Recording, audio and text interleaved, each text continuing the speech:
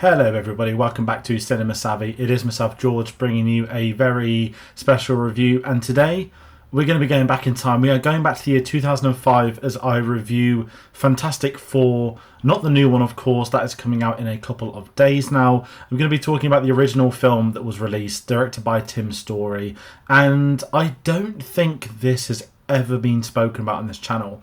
It may be one of those films that might have been brought up in passing. There's not been a review series. We've not gone through really pre-MCU stuff. There was definitely a review of Fantastic in 2015 because the channel was new at that point in time, and I'm convinced this has never been spoken about. So we're entering uncharted territory on an old release, and I'm going to be giving my thoughts, looking at this film contextually into the year 2005, coming back to it in 2025. For complete transparency, I think I haven't seen this in, honestly, 17, 18 years. I had it on DVD. I'd obviously seen it at the cinema, and I'll talk about my memories with it, but I don't know if I've ever sat down and watched this film in full until obviously this week, since maybe Rise of the Silver Surfer came out. So I'm going to be picking my brains to see if I can narrow that down any more. I don't know. But as always, I do want to hear from people watching at home, because this film's been out 20 years. I do want to know what people's thoughts are. Did you grow up with it? Is it a favourite? Do you like it? Is it underrated? Is it overrated? Is it the worst film ever made?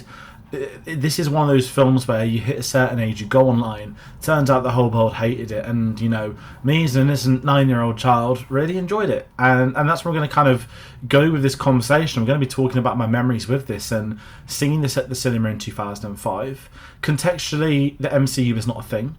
You are not getting superhero films like every year. Certainly family-friendly ones you're not getting all the time. This felt like one of those first ones that you'd had. X-Men, which I hadn't seen at this point in time. The first X-Men I saw was The Last Stand in cinemas, which was 2006. So my knowledge of superhero stuff has been like the animated shows on CITV if you're here in the UK. Of course, I'd seen the first two Raimi films at this point in time, and not much else. Not even Ghost Rider had come out.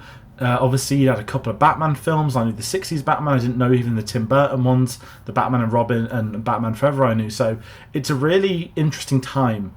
And I remember being so excited to see this film. And if you really want me to put a cap on my age, you would get cinema times by waiting for your weekly free newspaper to come, to then get the clippings of your local cinema, to then be able to find out what time can I go for. And I think that stopped about 2009-10 time, which is wild and a proper throwback. And if anyone's had that, please comment, because these were the times. And there was like a family day. I went with my sister, one of her friends, and my mom. And I remember the four of us watched this film at the cinema. And I loved it. I thought, you know what?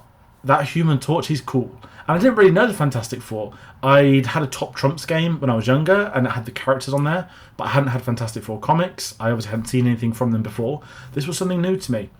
And because I like the Spider-Man film, because I like the Batman stuff, I was sort of really open to it, and I really enjoyed it. And I think this probably did go down better with kids back in the day, and I totally understand, which I'll get to later on, is its reception and reaction over time, because they did then do a sequel very quickly. If you really think about it, 2 years later, we got Silver Surfer, and even this film ends with a tease of Doctor Doom still being alive. So 2005 was a sort of crazy time for this. And it's such an image of 2005, this film. And I'll talk about some of the cast and the performances later, because you can look at the careers that some of these have had since. Obviously, Chris Evans is the one everyone's going to speak about, especially coming back in Deadpool and Wolverine. But it was really a sort of... I think you had to be there to appreciate it in that sort of way. Because I'm not saying this film is good, but I'm saying there's a nostalgic charm to it. And that is from being around back then. Certain actors or individuals or characters.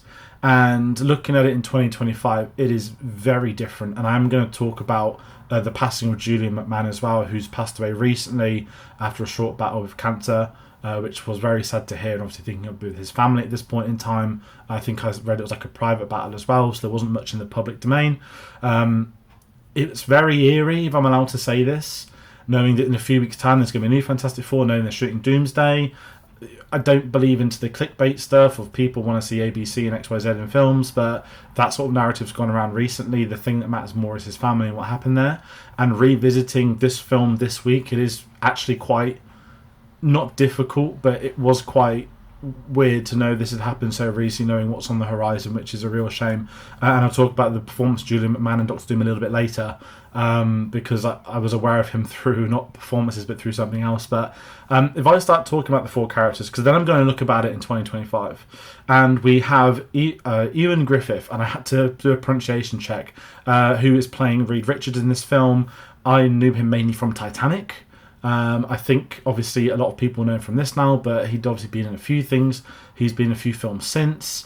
I remember him in Horrible Bosses, who had a very, very weird but funny role, and I remember watching that like, that Reed Richards? But that's a complete different film. Love that film. But he's Mr. Fantastic in this film, and I actually really like him in this, and I still like him in this. And because I don't have that comic knowledge, I can't sit here and saying this is inaccurate. You've done this. You've done that.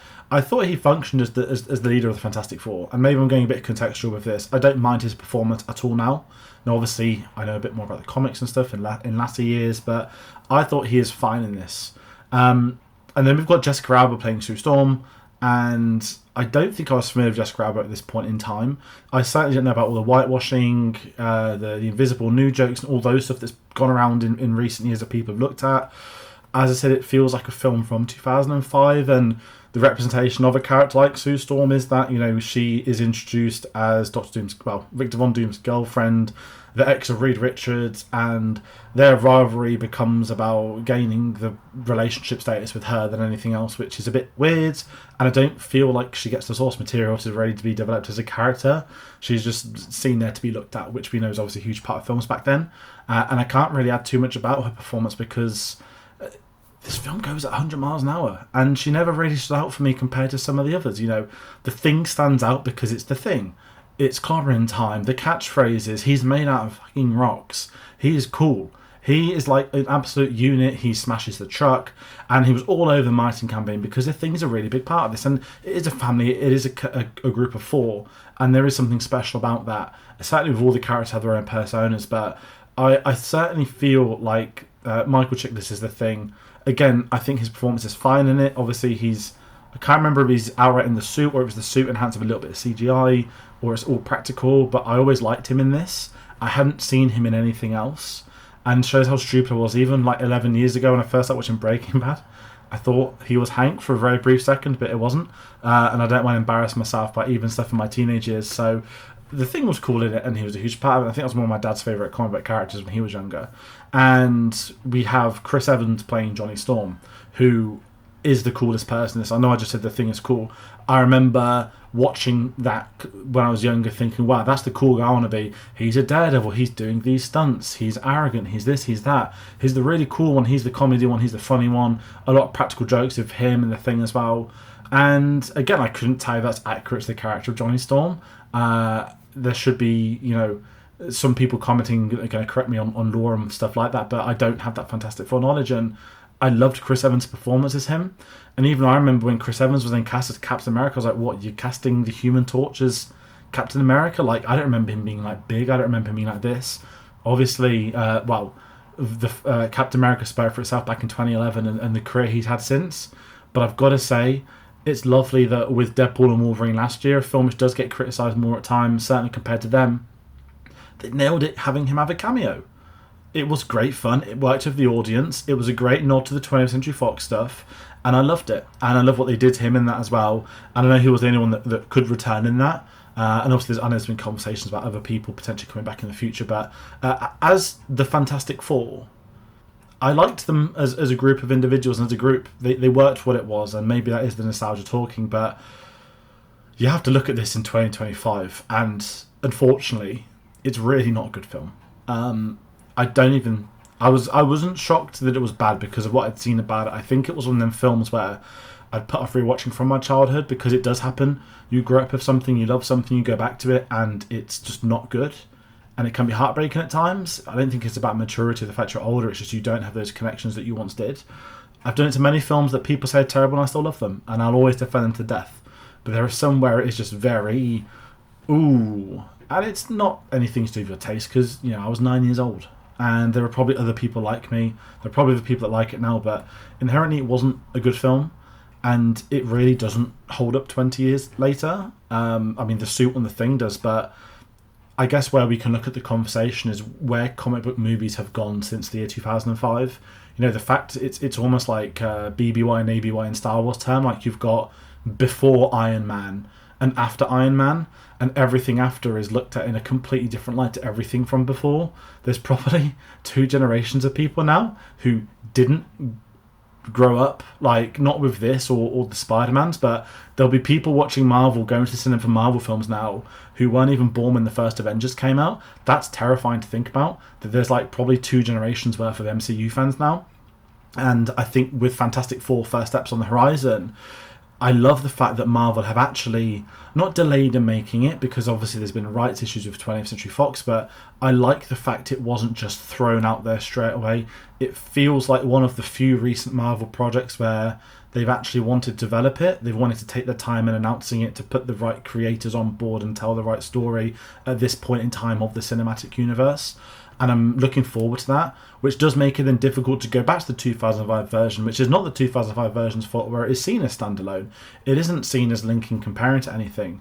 But I guess what you can look at is the fact this doesn't really function that well as a Fantastic Four film. You can even look at the origin side of things. This film goes at 100 miles an hour. Within 5 minutes, they will have their powers. You know, there's a board meeting, there's a catastrophe financially, we're going to space, we're in space, and this cloud was meant to come in 10 hours and it's come here later in 10 seconds. And then we develop their powers and it's all over. It's basically done within a couple of days. Then there's a time montage, and then it's straight to the final act again. And I didn't expect that. And it's not that I didn't remember that, but it just doesn't work, and it doesn't feel as rewarding as a film with these characters, because I do like the 4 actors that are playing them, but at no point in this film anymore are looking at it from, say, does it really work? And I don't know if other people are going to go back to this before the new one. I certainly won't be rewatching Phantom Four Stick, which tried to do something so different, but it went so far different it was terrible. And whereas this one, it feels like maybe the film kind of feels like a 90s film coming out in '05. It feels like it's a couple of years too early for a cinematic universe, but obviously 10 years later they then didn't do it that well again. And you know, this isn't even the first Fantastic Four film, the 90s one, which of course never got released to the public domain. So it's quite wild talking about us and looking back at this film 20 years later. And whilst there are a couple of things that do work, I mentioned the characters, I've got a very controversial opinion. I still do like Doctor Doom as a villain. I like Julian McMahon's performance. Now, I can't sit here telling you it's comic accurate. I'm sure that Doomsday is going to, well, I'm hoping Doomsday is going to accurately have Doctor Doom, although I can't really see it based off the casting. But he was the guy that had electricity and did all this weird stuff, and then he got frozen. He was done very quickly. So I understand why fans are always disappointed by talking about it years later. But for me, at least, I never minded Julian McMahon's performance. I knew him through Nip Tuck because my mum had a crush on him. That might have been why we were taken to the cinema, if I'm totally honest with you. Because that's the thing I would probably do when I'm older too. But it's just one of those things where, unfortunately, the film doesn't work. And it's kind of my thought, and maybe this is a review to as such, looking at that I've listed some of the stuff that doesn't work, that it doesn't work as a story, it doesn't work as an origin film. And I think I've listened to the channel before, like, my favourite superhero films and comic films are the origin films. When we get to explore these characters for the first time, who's going to have a different take on it? Now, granted, you can have too many takes, like a Spider-Man, like a Batman. You don't need to keep seeing the Wayne's parents being killed or Uncle Ben, but there's a way to develop those origins, and unfortunately, it all feels so forced in this Fantastic Four film, which is a shame, because I think in 2005 there could have been a great one, but this was a film 20th Century Fox were trying to make for a very long time. They obviously had a successful franchise with X-Men. They were trying to cash in to see what is to come, and it didn't work with this one. So that's going to be kind of what I say on this. It's a bit of a damp squib coming back to it 20 years later. As I said, I'm sure there are its fans. I will be reviewing Rise of the Silver Surfer, a film I've only ever seen once. This film I at least knew and had memories of, and could tell you about watching it loads more. I've only ever seen Silver Surfer once. I'll be talking about that in the review that's going to come out in a couple of days' time. So we are, of course, building up to Fantastic Four First Steps. We're going to be having a spoiler-free review out this Wednesday. Obviously, it releases here in the UK on Thursday, America on Friday. We'll have a massive spoiler discussion at the end of the weekend that we'll be very lucky in getting an advanced spoiler-free review up for people at home. And as I said, I will be having a review of Fantastic Four, Rise of the Silver Surfer. So there's a lot more Marvel stuff to come. But in the meantime, I do want to hear people's thoughts on this one. It's been a very busy time on the channel at the moment. I appreciate all of our new viewers, existing ones, people that are commenting, giving us likes, letting us know what's working, what isn't working. And I hope going back to some of these older films, is enjoyable, or if people enjoy it, whether it wants to be streams or uploads. Obviously, for future series, we can take that into account, because I'll probably be trying to find something to do for Tron, which is a big one for me. So that is me bowing out. Thank you all so much for watching, and I'll see you on the next one. Take care.